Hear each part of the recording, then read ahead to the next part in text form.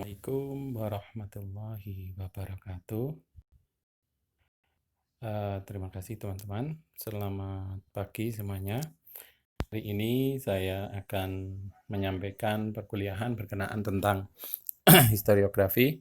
Tapi sebagaimana yang dulu saya berikan tugas dengan semuanya, saya akan coba hari ini untuk membahas tentang secara sekilas saja tentang perkembangan peradaban Eropa untuk nanti sebagai pengantar kita mempelajari tentang historiografi umum atau historiografi Eropa.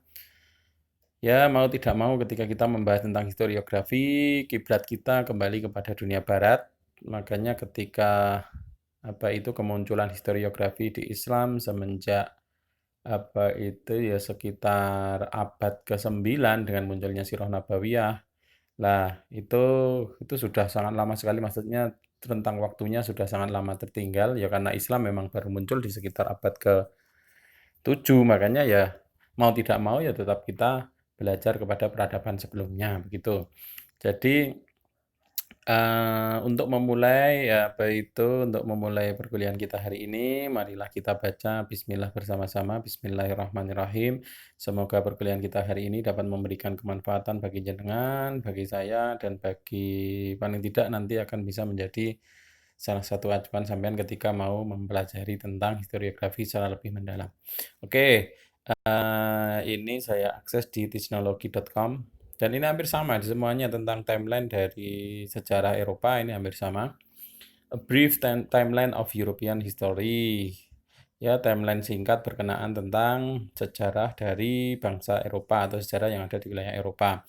Eropa could well be the world richest continent in term of science and social studies. Jadi Eropa itu dapat dikatakan sebagai salah satu kontinen atau salah satu benua yang paling memiliki kekayaan dalam bidang ilmu pengetahuan dan ilmu sosial atau studi sosial. Walaupun ini ya dari sudut pandang mereka ya nggak apa-apa, tapi mau diakui atau tidak mereka masih mengalami kemajuan yang lebih terdepan daripada kita. Much of the world treasure in history and culture develop and are still prospering in this continent. Here is a brief timeline of European history. Jadi diakui atau tidak, peninggalan-peninggalan yang berkenaan tentang sejarah maupun kultur atau kebudayaan itu berkembang dan kemudian masih berkembang di sana dan kemudian menjadi salah satu kiblat bagi peradaban-peradaban yang lain. Jadi inilah yang coba kita akan membahas tentang timeline atau garis waktu yang berkenaan tentang sejarah Eropa. Yang pertama, prehistory. Ya, hampir sama dengan sebagaimana peradaban yang ada di seluruh wilayah di seluruh dunia. Yang pertama dibahas adalah berkenaan tentang prasejarah atau prehistorik era atau masa sebelum adanya masa sejarah atau masa tulisan.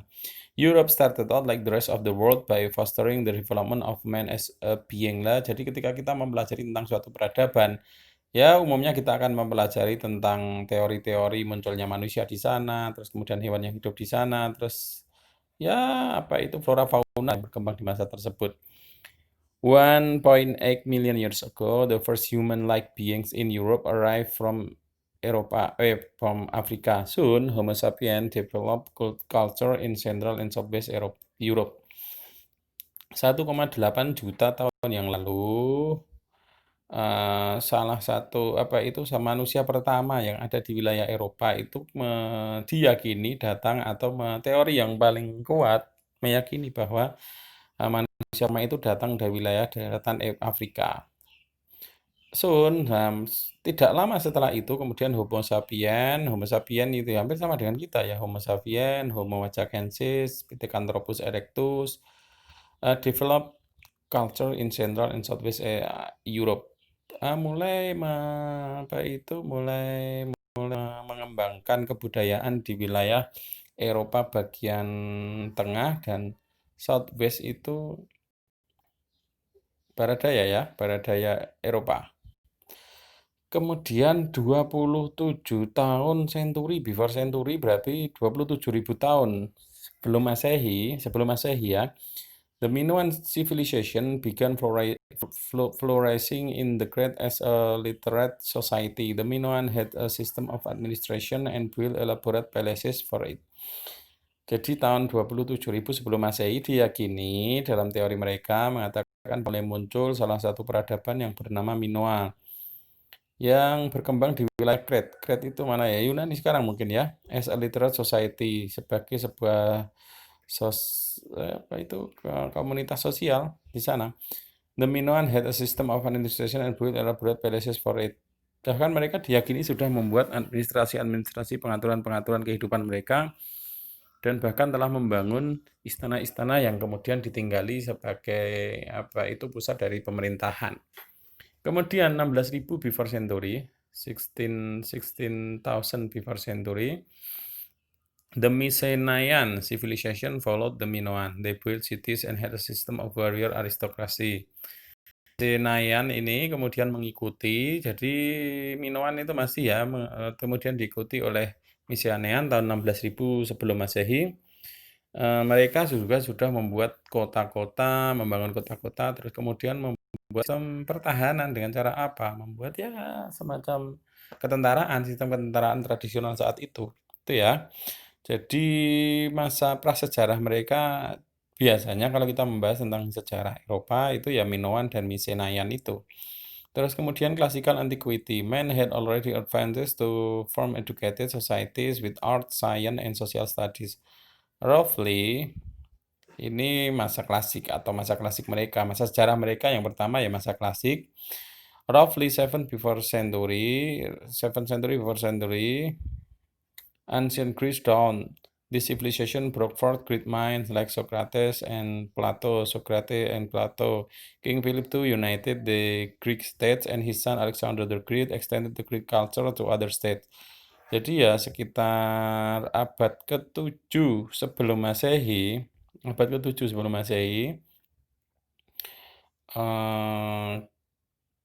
muncul peradaban Yunani kuno. Ya, dari peradaban Yunani kuno ini diyakini sebagai titik awal pondasi paling kuat ketika kita membahas tentang peradaban-peradaban setelahnya. Makanya memunculkan banyak tokoh, Socrates, Plato, terus kemudian kalau di sejarah ada Herodotus, Polybius dan sebagainya.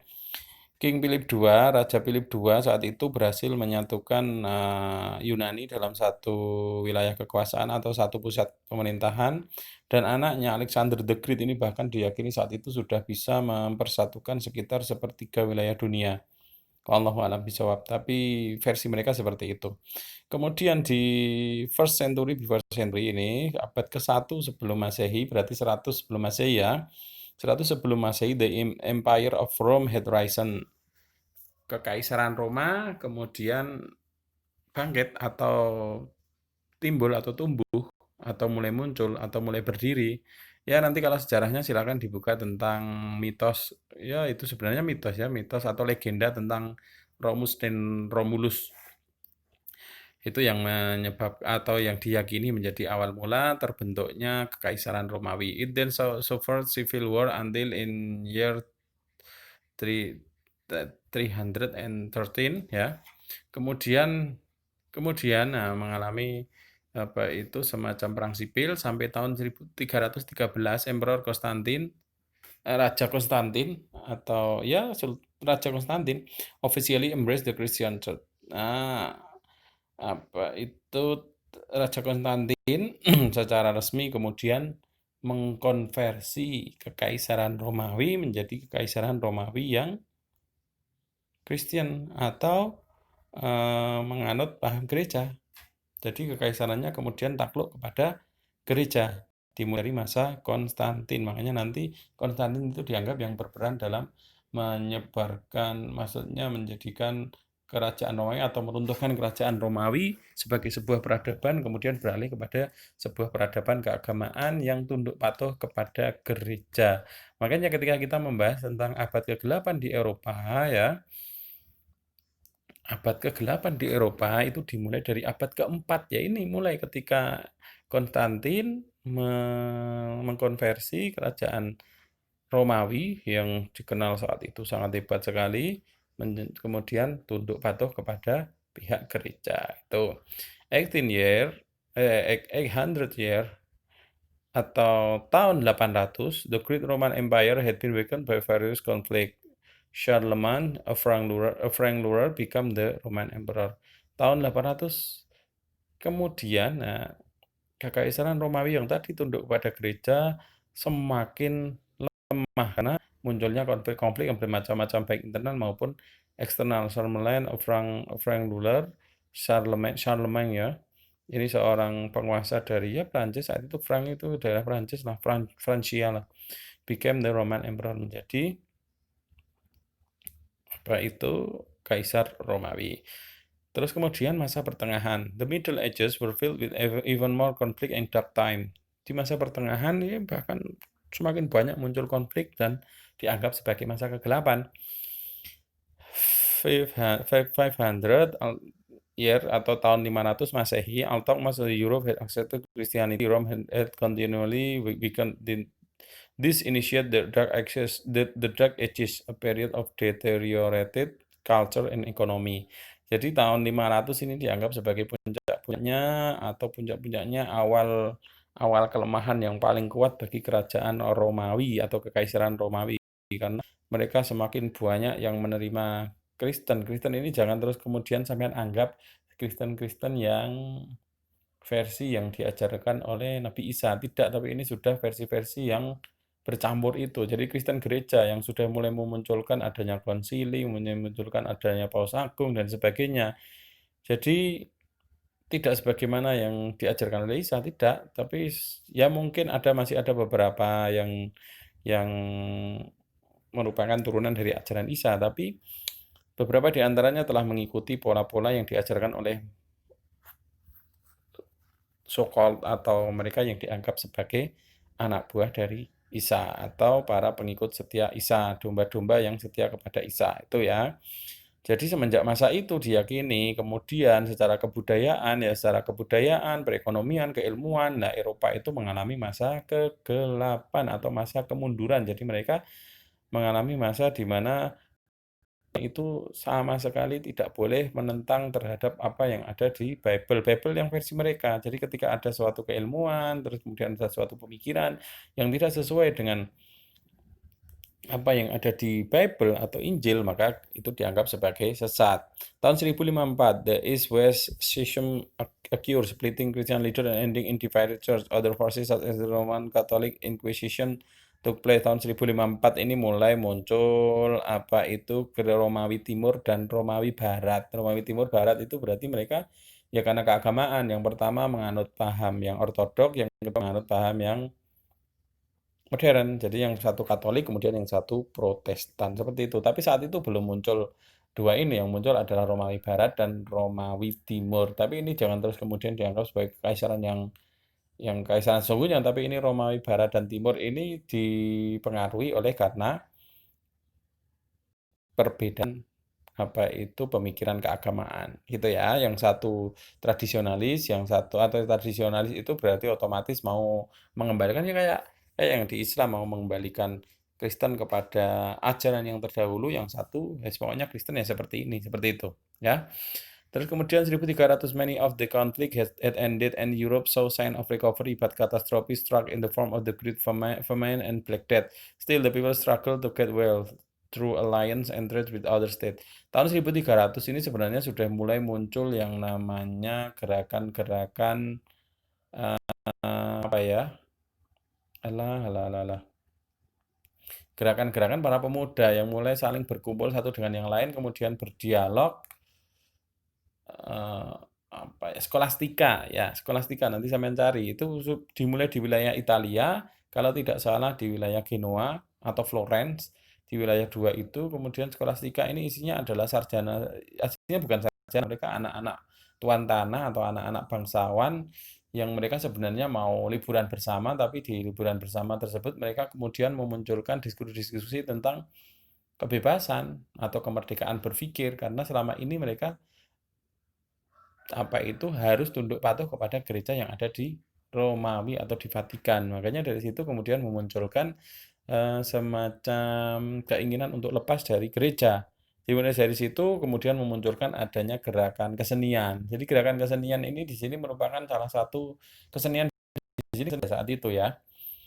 Di sekitar 1300, 1400 sampai 1300 sampai 1400 ini mereka jadi berkumpul, kemudian saling diskusi, tapi kemudian beberapa di antaranya memunculkan semacam gerakan-gerakan kesenian. Nanti ini yang memunculkan semacam Da Vinci, Leonardo da Vinci dan orang-orang yang ada di sekitarnya.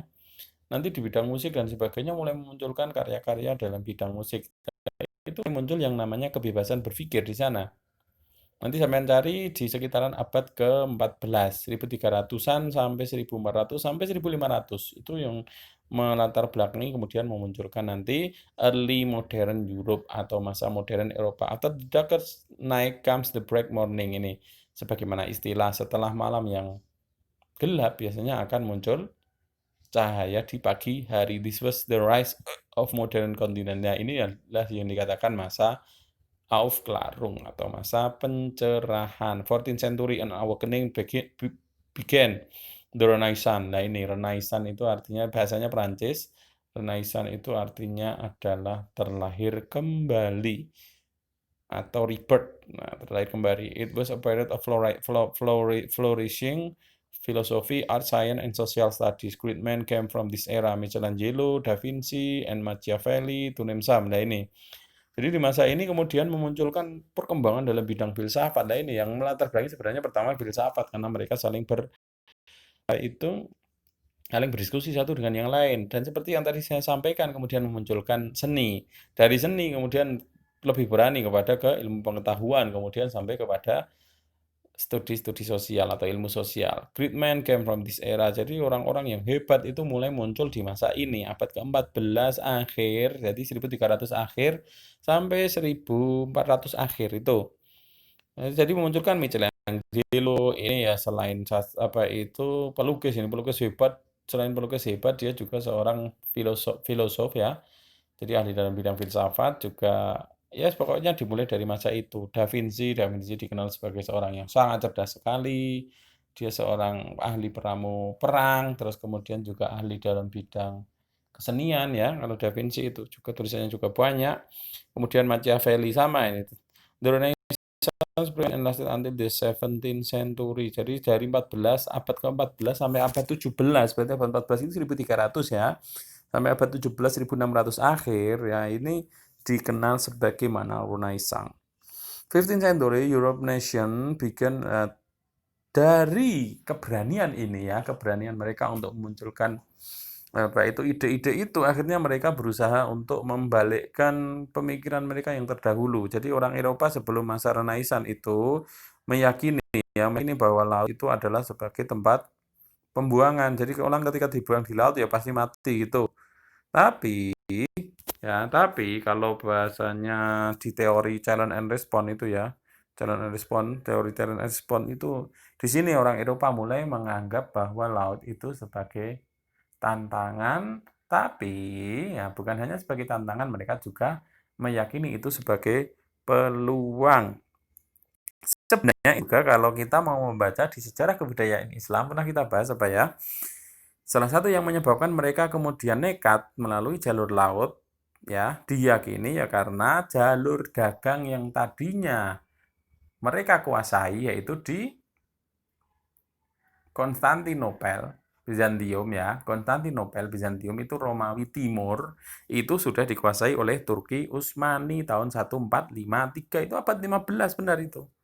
1453, pertengahan abad 15, jalur yang dari darat ditutup oleh Turki Utsmani. Turki Utsmani penganut agama Islam. Kalau mereka, Eropa rata-rata penganut agama Kristen. Makanya apakah ketemu? Tidak, karena saat itu konflik antara Islam dan Kristen yang dimulai dari abad ke-9, abad ke-10, 11, 12, nah itu masih membekas sampai abad ke-15, bahkan sampai sekarang. Jadi perang salib yang terjadi konon katanya sampai 4 kali gelombang itu, nah, itu masih menjadi luka bagi orang Kristen maupun orang Islam. Makanya ketika abad 15 ya, 1453 Turki Utsmani dikuasai oleh Islam, mau tidak mau mereka harus mencari opsi lain. Jadi ketika mereka mau mencari barang-barang yang dari wilayah timur, kan wilayah timur dikenal sebagai wilayah yang subur saat itu. Tempatnya rempah-rempah, tempatnya ini dan sebagainya. Itu harus melewati yang namanya Konstantinopel. Sedangkan Konstantinopel oleh Islam, kemudian diganti nama menjadi Istanbul itu. Jadi mau tidak mau mereka harus melewati laut di situ. Europe nation began exploring the world. Dan mereka mengeksplor dunia itu tidak melalui jalur darat, tapi melalui jalur laut, leading to the discovery of America in other countries. Sampai mereka, kalau bahasa mereka itu discovery, penemuan, ngawur tapi kalau menurut kita. Kenapa ngawur? Ya karena wilayah itu sudah ada, ngapain ditemukan? Di sana sudah ada orang hidup, di sana sudah ada orang yang meninggali, sudah ada habitannya. Jadi ngawur saja, memang sudut pandang Eropa seperti itu, subjektif sekali. Jadi pandangan mereka adalah mereka yang menemukan dunia tersebut kemudian mengenalkannya kepada sebuah peradaban. Tidak, padahal di situ sebenarnya sudah ada peradaban yang ada mereka merampok. Makanya dari sini kemudian memunculkan yang namanya istilah kolonialisme dan imperialisme. Istilah singkatnya adalah penjajahan. Tapi nanti silakan perbedaan dan antara kolonialisme dan imperialisme. Itu ya. Trade and mercantilism greatly prospered. Di masa ini kemudian mereka ini ya perdagangan mengalami perkembangan yang sangat pesat. Sebenarnya bukan perdagangan, tapi ya perdagangan kemudian diikuti dengan monopoli dan penjajahan. Itu.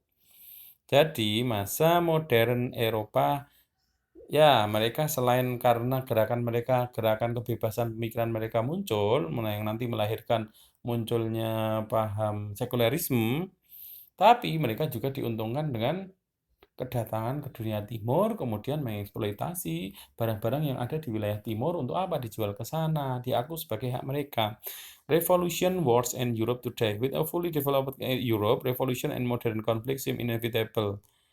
Nah, dari semenjak saat itu kemudian antar Eropa sendiri saling berperang, makanya nanti memunculkan negara-negara sendiri, ada Belanda, ada apa itu, ada Prancis, ada Portugis, ada Spanyol. Tadinya berada di bawah kekuasaan Romawi tadinya. Oke. Kemudian 18th century, the Industrial Revolution commenced. It brought significant changes in manufacturing and other process. This revolution spread across the globe until the 19th century. Kemudian memunculkan revolusi industri, mulai ditemukannya mesin uap, mulai ditemukannya kereta api, alat jahit, kemudian lampu dan sebagainya yang ya revolusi industri terjadi saat itu. Kalau sekarang kan revolusi industri 4.0, dunia informasi.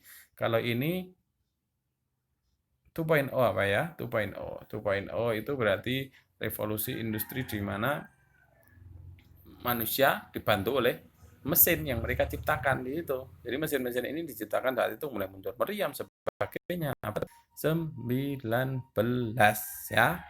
Bahkan kemudian sampai kepada ya dari abad 18 sampai abad ke-19. 1914 with European nation rising simultaneously, the First World War erupted. The Russian forces were defeated and the Soviet Union was formed. Nah ini